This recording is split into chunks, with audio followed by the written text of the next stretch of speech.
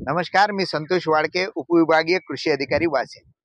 आणि आपण सध्या आहो विशाल भाऊ रावले यांच्या शेतामध्ये. बिना नांगरणीचं क्षेत. हो. परंतु आता आपल्याला दिसते की तुमच्या एका फंटीमध्ये तुमच्या शेतामध्ये वरंबे पण तयार झाले. छान म्हणजे झाले अनेक तुम्ही. जणांचे प्रश्न असतात, नांगरला नाही तर वरंबा कसा करावा. बरोबर. परंतु काळ्या मातीचा स्वभाव आहे. हा. एकदा पाऊस पडला की भेगाय किती- बुजतात हो आणि आणि नरम सगळी पण चांगली आहे. नरमपणा पण येतोय. बरोबर. म्हणजे पाणी आलं तर ती नरम होणार आणि पाणी गेलं तर ती कडक होणार. कडक होणार. आणि हे शेत पण तयार झालेलं आहे. आणखीन एक गोष्ट आहे की आपल्या वाशिम जिल्ह्यामध्ये वत्स गुल्म स्मार्ट पेरणी स्पर्धा आयोजित केलेली आहे. हो. आणि या स्पर्धेमध्ये सुद्धा विशाल भाऊंनी सहभाग घेतलेला आहे. बिलकुल. तुमच्याकडे क्षेत्र किती आहे आता? 15 एकरावरती 15 एकर क्षेत्र आहे आणि 15ही एकरावर तुम्ही बेड पाडले. सरी वरंबा तयार केलेले आहेत. हो. बेड तयार केलेले आहेत. हो. प्रत्येक शेतामध्ये तुमचे बेड पण वेगवेगळे आहेत. बिलकुल. इथं तुम्ही 4.5 फुटाचा 4.5 पाडलाय, बाकी तिथं 3.5 फुटाचा 3.5 पाडला. म्हणजे तुमच्या जमिनीनुसार हो. आणि पुढे त्यावर काय करणार काय करायचं त्यानुसार हिशोबाने. तुम्ही केलेले आहे. बरोबर. म्हणजे पेरणीच्या वेगवेगळ्या पद्धती असतात. हो. त्यापैकी ही एक पद्धत. हो. बेड पाडून म्हणजे यावर तुम्ही 3 तास लावणार आता. हो. 4.5 फुटाचा आहे तर. हो हो हो. आणि यामध्ये जास्तीचं पाणी आलं तर तुमचं याच्यामध्ये राहतंय. राहते. हो. म्हणजे मग आपण कॅल्क्युलेशन केलं की हेक्टरी किती होत आहे, 3,68,000 लिटर पाणी या सरीमध्ये बसतं. बसू शकते. बिलकुल. म्हणजे आपण जलतारा तोपर्यंत केले, एका पिकाला काही जलतारामध्ये धोका आपण पाणी किती मुरवत होतो हा. तर 3,80,000 लिटर हो. एका सीझन मध्ये बरोबर. अशी त्याची कॅपॅसिटी आहे. म्हणजे Capacity. पाणी त्या जमिनीमध्ये मुरणार. मुर्दा. परंतु आता जेव्हा आपण वरंबे करतोय, हो. सरी वरंबा, आता ते जे तुम्ही केलाय हो. तर तुम्ही जे 4.5 फुटाचा सरी वरंबा केलाय केलंय. आणि एका हेक्टरचे जर याचे Calculation घनमीटर काढले काढले, की हो. किती घनमीटरचं पाणी यामध्ये साठू शकतं, हो. तर आपल्याला दिसते 3,68,000 लिटर पाणी यामध्ये बसतं. बसते. म्हणजे कॅल्क्युलेशन साधं आहे साधा. हो हो. की एका हेक्टर मध्ये किती बेड येऊन राहिले? किती बेड येत आहेत. म्हणजे हो. 100 मीटर मध्ये किती बेड येत आहेत. 76 पॉइंट काहीतरी म्हणजे 77 च्या 77 जवळपास. बेड एका हेक्टर 100 मीटर मध्ये पडतात. हो. आणि असं 100 मीटर 100 म्हटलं मीटर की घेतलं की 77 गुणिला 100. 100. हा. आणि या नालीची लांबी आणि खोली ही जर गुणाकार केली हो. तर तर ते ती होते calculation 368 घनमीटर. घनमीटर. आता 368 घनमीटर म्हटलं तर त्याला गुणिला 1,000 लिटर. 1000 लिटर. 1,000 लिटर करतो तर आपल्याला दिसते की 3,68,000 68,000 लिटर पाणी पाणी यामध्ये बसतं. बसते. बरोबर. आता असा 10 वेळा जरी पाऊस आले हो.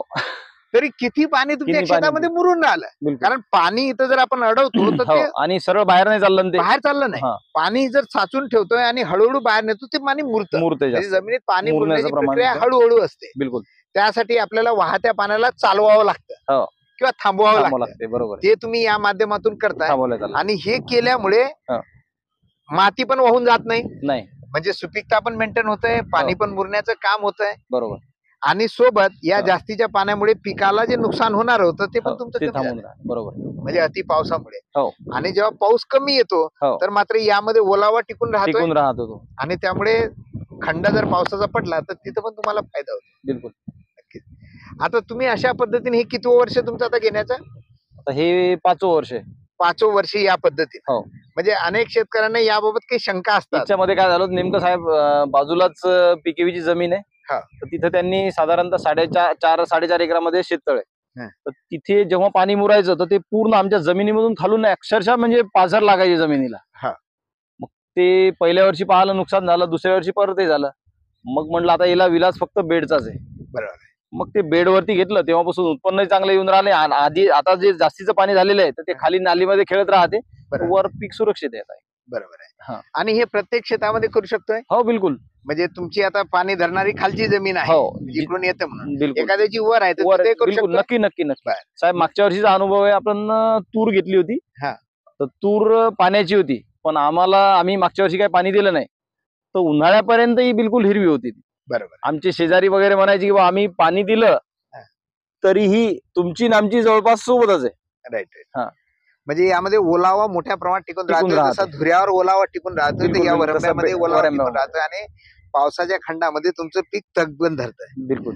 आपल्याला सुद्धा विनंती आहे की आपण सुद्धा पेरणी करत असाल हो. तर ह्या सगळ्या गोष्टी तपासा. नक्की नक्की. या वर्षी सुरुवातीला पाऊस येऊन गेला आणि एक चांगली संधी आहे संधी. बेड पाडायला. बिलकुल. म्हणजे या वर्षी जसे बेड पडतील ना तर आधी कधीच पडले नाही असं पडले मी नाही. म्हणणार आहे. बिलकुल. कारण पाहिजे तेवढा पाऊस झाला, बेडला जमीन भुसभुशीत झाली हो. आणि बेड छान पडतात. हो. आणि मग हे बेड पडल्यावर आता पेरणी करा. आता पुढे जे पाऊस येणार आहे ना तर हवामान विभागानं सांगितलेलं आहे की बेभरोशाचा पाऊस येणार आहे. कधी जास्त येणार तर आणि कधी पावसाचा खंड सुद्धा खंड सांगितलेला आहे. बरोबर. मग अशी जी विपरीत परिस्थिती भविष्यातली असणार आहे तर त्याला आधी सामोरं गेलेलं हो, म्हणजे स्मार्टपणे जर प्लॅनिंग करतो Planning म्हटलं तर केली. हे करणं आवश्यक आहे. नक्की नक्की. सुरुवातीला अवघड वाटेल, थोडा खर्च शिल्लक वाटत असेल, हो, हो. पण तसं पाहिलं तर बियाणं सुद्धा कमी तेच लागतं. तेच म्हणून राहिलो मी म्हणजे साहेब. पेरणी इतर पेरणी करतो तसंच हे होतं. बिलकुल. आणि या पद्धतीने जर केलं तर मतलब भविष्यातले जे धोके आहेत हो, तुमचे ते खूप वाचणार आहेत नक्की नक्की. आणि ज्यामुळे उत्पादन सुद्धा तुमचं वाढणार आहे. अन्यथा विशाल भाऊ अनेक शेतकरी असे दिसत आहेत की या पद्धतीने नको म्हणतायत, ट्रॅक्टरवाला म्हणते म्हणून साध्या पद्धतीने पेरतायत. बरोबर. साध्या पद्धतीने पेरताना मला असं आढळलं की ट्रॅक्टरवर जो ड्रायव्हर आहे ना हो. शक्यतो नवीन असतात. बिलकुल. म्हणजे तो जुना ड्रायव्हर झाला हो. तो टॅक्सीवर चालला जातो, टॅक्सीवर चालला. तो दुसऱ्या कशावर जाणार आहे. म्हणजे शिकाऊ उमेदवार हा ट्रॅक्टरवर असतो हो, आणि तो प्रयोग कारण आपल्यावर हा करतो मेहनतीचं पण काम आहे आणि प्रयोग शेतकऱ्यावर करतो. हा आणि प्रयोग शेतकऱ्यावर करतो. बिलकुल. आधीच्या काळी असं होतं की पेरणाराला विशेष महत्व होतं. बिलकुल. म्हणजे टिपण हाणणारा हा गावामध्ये मोजके असेल, मोजके राहायचे. उन्हाळणारा हा मोजका मोजका होता. राहायचे. म्हणजे इतर कोणाच्या हातानं कोणी 2 दिवस थांबत होते पण हो. उन्हाळ्याला तो लागते, हो. पेरणाऱ्याला सुद्धा थांबत हो, होते. हो. ही कारण सगळ्यांना माहिती की पेरणी जर हुकली तर हो. सगळं काही सगळं- समोरचं सगळं. हुकलं. म्हणजे बिलकुल. खोल बियाणं पडलं तरी प्रॉब्लेम, हो. वर पडलं तरी प्रॉब्लेम, उन्हाळ्यानं कमी जास्त केलं तरी तरी प्रॉब्लेम. प्रॉब्लेम. बरोबर. आता काय होत आहे तो पण- ट्रॅक्टरनं पेरणी आली हो. आणि ट्रॅक्टरनं पेरणी करताना मला दिसते की याच वर्षी तो ट्रॅक्टर ड्रायव्हर शिकला, बरोबर. त्याने एकदाही पेरणी नाही केली आणि तो मात्र दर दिवशी 25 एकर साहेब, पेरू आला. बरेच वेळा असं होऊन राहिलं ना, तो लावते 30 म्हणजे साधारणतः आता ट्रॅक्टरने जर पेरणी करायची तर 30 किलो एकरी सोयाबीनचं ते सेटिंग लावून देते. हा.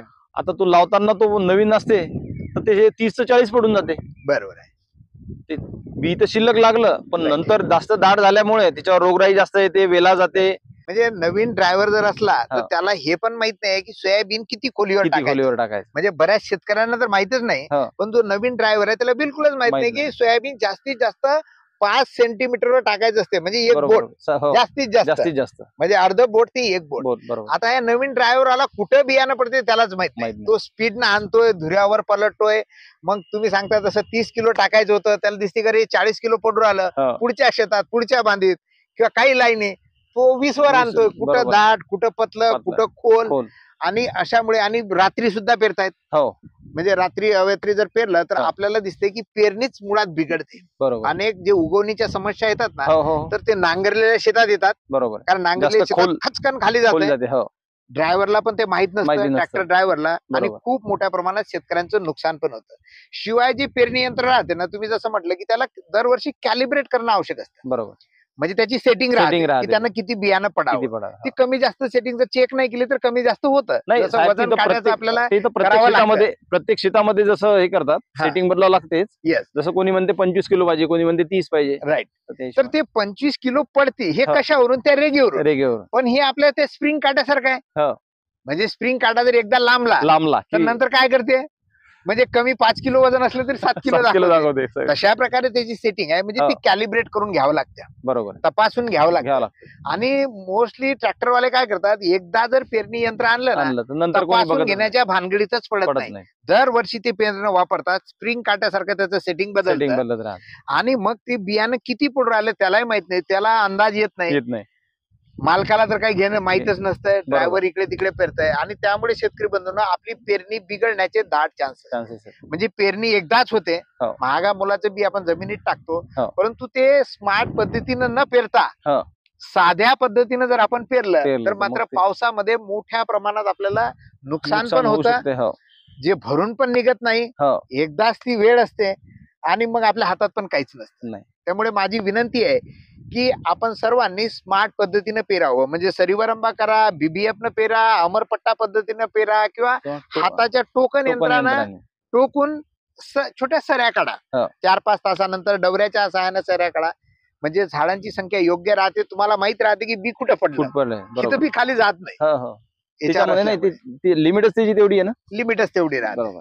तर अशा पद्धतीने आपण स्मार्ट पद्धतीने जर पेरणी केली तर नक्कीच आपल्या उत्पादनामध्ये मात्र भर भरपूर- पडणार आहे. नक्की नक्की. शिवाय खर्च पण आणि वाचणार खर्च- आहे. हो. शिवाय आपलं बेभरोशाचं जे हवामान आहे, लहरी पण आहे, हो. त्यामध्ये लढण्याची किंवा त्याला सामोरं जाण्याची ताकद आपल्यामध्ये येणार आहे. बरोबर. म्हणजे आपण योग्य गोष्टी जर केल्या. हो, हो. त्यामुळे आपल्याला विनंती की आपण पण या पद्धतीने पेरा. धन्यवाद. धन्यवाद. धन्यवाद. धन्यवाद.